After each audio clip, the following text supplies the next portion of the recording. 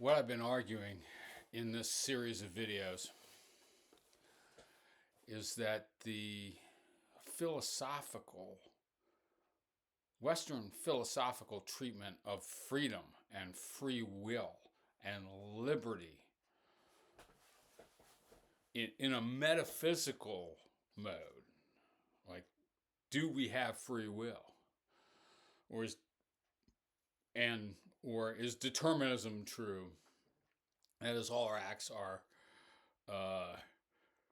predetermined, cannot be otherwise than they are, given previous events and the laws of nature, or given the will of God, for example. Right? Freedom and determinism. Well, I guess, but what I've been arguing is that the conceptions of freedom in people like Kant and Hegel's amazingly bad on this. Golly gee. Just been looking again at philosophy of right. Oh my God. All right, so is just the worst, man. It's the Western treatments of freedom, dominant Western treatments of freedom, are completely implausible as accounts of the concept of freedom, like wildly, obviously, in your face implausible, and they're evil. It's all about justifying capitulation, justifying authority. That's what these arguments are for. In Kant, you're free when you are the lawgiver of yourself, and when you give yourself the laws that the state is giving you. That would be Hegel in more detail. All right, it'd be one thing if the arguments, if the positions were plausible and they were propaganda for statist evil, okay, and oppression. But they are completely ridiculous, and Kant, Hegel, they're completely ridiculous, and they're arguments for forcing everyone to capitulate to the state, the God's will. Now, I want to talk about the dominant strand of Western reflection on free will and determinism, namely compatibilism, the position that free will is compatible with determinism. Nothing can happen otherwise than it does. But you're perfectly free anyway. Or free enough, Metaphysically free, I guess. Because that's what freedom means. So actually, the compatibilist position is we just start with a very restrictive definition of freedom. Or, although comprehensible, I warrant, which is, I agree, which is an advantage to some other conceptions, strong conceptions of freedom, which is that freedom is the ability to do what you want at any given moment, something like that. Freedom is merely the absence of physical constraint. I can get a glass of water right now because I'm not tied to the chair and the water's running. There is such a thing as water in the universe, I guess, and I'm not tied to a chair. So I can get myself a glass of water, have a glass. So I'm free to do that. That does seem like an impoverished definition of freedom, but oh my God. So Hobbes, Hume, Mill, Schopenhauer, this goes on both sides of the ditch, and a whole bunch of contemporary. This is a consensus position of contemporary ethics. Susan Wolf or Harry Frankfurt has a version, kind of an interesting version, of course, etc. This is the consensus version, that you can be free and determined at the same time. All right, so let's. We could move back toward the metaphysical questions from the political questions. And I want to note strongly that Hobbes, in giving the first formulation, so ingenious, giving the first formulation of classical compatibilism, does this in the context of political philosophy and immediately applies it to political philosophy. Compatibilism comes from political philosophy And it's meant to feed back into political philosophy. John Martin Fisher, Gary Watson, Susan Wolf, all right, Korsgaard, whomever. So you're saying something political whether you think you are or not. Hobbes knew you were. I'm just going to hit you with a few passages to give a version of compatibilism from Hobbes's Leviathan. This is chapter 21 of the Liberty of Subjects. Here's a few little bits. Liberty, or freedom, signifieth properly the absence of opposition. By opposition, I mean external impediments on motion. All right, so there's the definition of freedom. And one thing about it is definitely comprehensible, which, and Hobbes likes comprehensibility and is better at it than most. Right? Now, he ain't no Plotinus.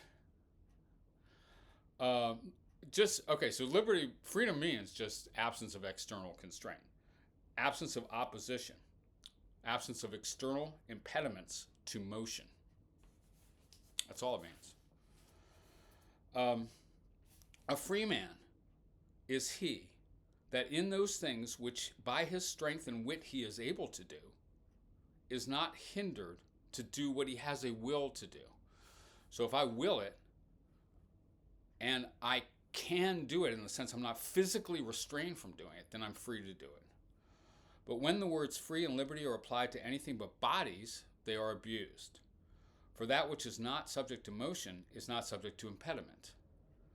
And again, we're going to move this toward a very concrete, specific definition of freedom. I mean, Hume makes all these same moves. Does he attribute it to Hobbes? Because he should.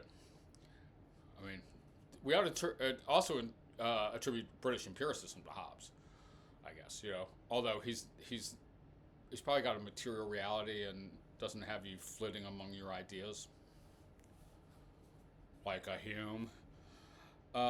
Lastly, from the use of free will, the term free will, no liberty can be inferred to the will, desire, or inclination, but the liberty of the man, which consisteth in this, that he finds no stop in doing what he has a will, desire, or inclination to do. Liberty and necessity are consistent. The classical moment of compatibilism. Liberty and necessity are consistent. As in the water that hath not only liberty, but necessity of descending by the channel.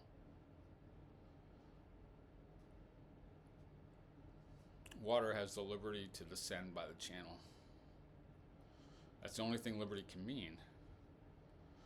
So likewise, in the actions that men voluntarily do, which, because they proceed from their will, proceed from liberty, and yet because every act of man's will and every desire and inclination proceedeth from some cause, and that from another cause, which causes in a continual chain, whose first link in the hand of God, the first of all causes, proceed from necessity.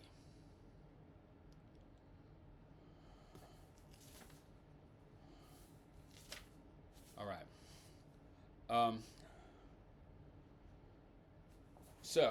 And like I say, this is a political tract. It's doing political metaphysics.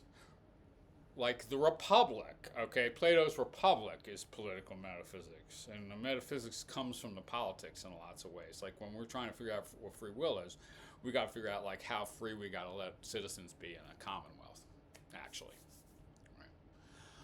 Right. So, I mean,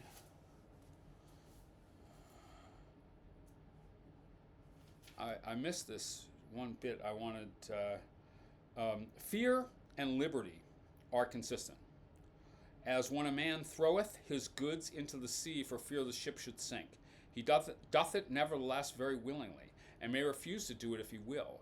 It is therefore the action of one that was free. So a man sometimes pays his debts only for fear of imprisonment, which because no body hindered him from detaining, was the action of a man at liberty. and generally all actions which men do in commonwealths for fear of the law, or actions which he does, are actions which the doers had liberty to omit. So first of all, anything you do from fear, you do freely. And everything you do according to the laws of the Commonwealth, in obedience to the laws of the Commonwealth, you do freely. By definition, there's no possibility of political oppression, except if I restrain you physically. The only kind of political repression that means anything is if I manacle you to a wall, or chain you up and drag you around literally. No degree of coercion, no degree of threat constrains your liberty whatsoever. We have your family here, and we'll execute them unless you do the Charleston right now. You're perfectly free not to, on a Hobbesian compatibilist position. Right? Right. You'll do what we say, or we will confiscate all your goods. You'll do what we say, or we will throw you in an internment facility.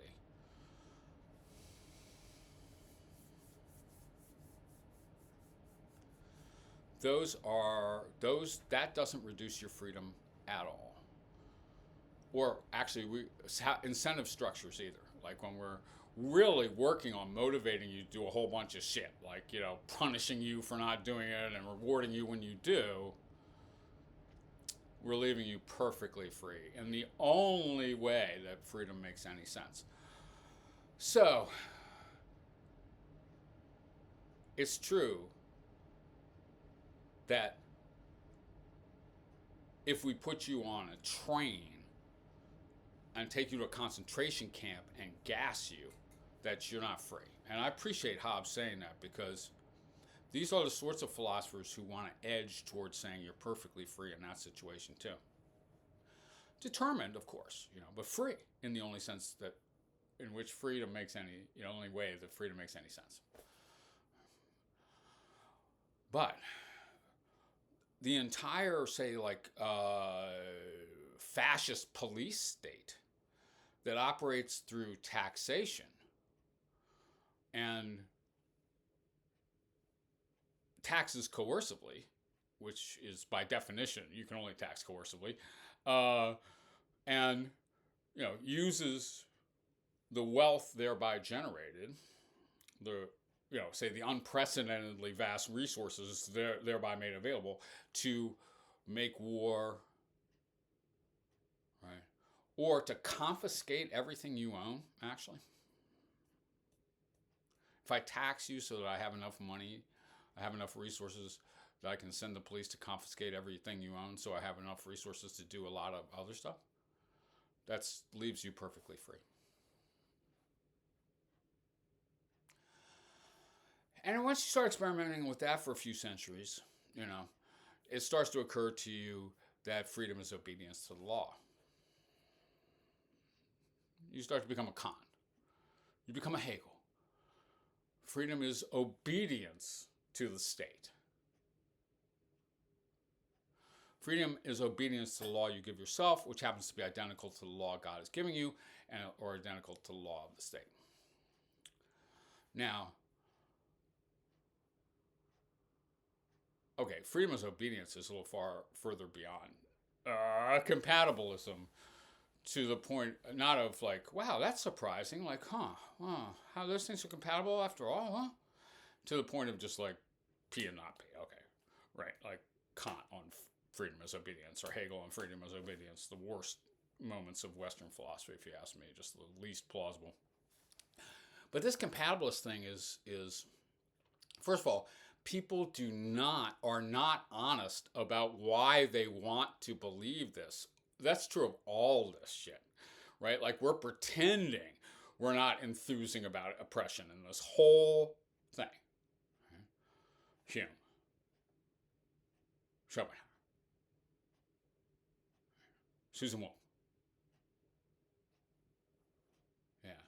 We're leaving you perfectly free, in the only way that freedom makes sense. And we're confiscating all your resources, okay? And we're using them to finance weaponry that we will launch on other people, okay? We are, we're hedging you around with a total system of coercions that we call the political state.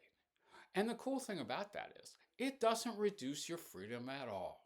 Because after all, freedom is obedience to the laws we're giving you. And we're going to see if we can force you to give those laws to yourself. And I mean, maybe that means something.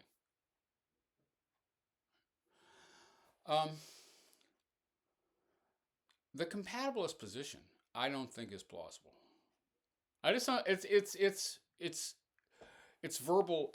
I mean, I could do this more, and I did somewhat in entanglements. I'm an incompatibilist, all right, but I'm a determinist actually. All right, whatever. But right now, I'm not trying to refute compatibilism. It wouldn't be that hard in the sense that all that's needed is to short circuit the first moves. Like all that's needed is some kind of characterization of freedom that just doesn't make it absence of external physical restraint. Okay. All right. Well, then, look, if you're going to have a plausible conception of freedom, then it's got to be a conception on which a system of coercion surrounding you and articulating all your actions, and like as you send your kids through compulsory education and shit like this, state compulsory education or whatever it might be, like hedging you around with taxation, using your resources to do all kinds of shit or whatever, or even punishing you in various ways. This leaves you perfectly free. So yeah, like I say, I want to know what kind of person wants to believe this kind of thing, and what kind of person arranges their whole metaphysics of the nature of the universe around a political imperative to defend oppression, okay? To defend hierarchy, power hierarchies. Oh, they're sweet egalitarians, these Kantians and shit like this. And their whole system is a defense of power hierarchy, you liberals. And the fact that this position originates in Hobbes, helps me make that case. Of course Hobbes wants to believe this, because Hobbes is a monarchist. He's an absolute monarchist. Hobbes wants to give Trump all the power and then some. And he thinks that won't reduce your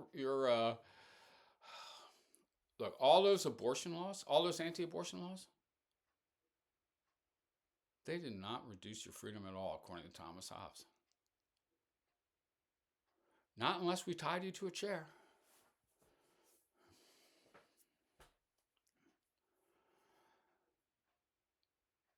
This is Western philosophy of freedom. This is an example of that. It's one of the grossest periods of it, one of the grossest features of human intellectual history. And fortunately, it's one of the least plausible. So like we can just they've worked really, really, really, really, really, really, really hard at making it plausible. Because your first response is liable to be like, that's completely wrong, dude. Well, go with your heart on this, all right? Go with how you use the word freedom. When you use the word freedom, does that mean it's compatible with everything you do being determined by outside forces? No? Well, then let's try to think if we can come up with some alternative compatibilism. Because the political implications are nightmarish but highly desirable to Harvard philosophy professors.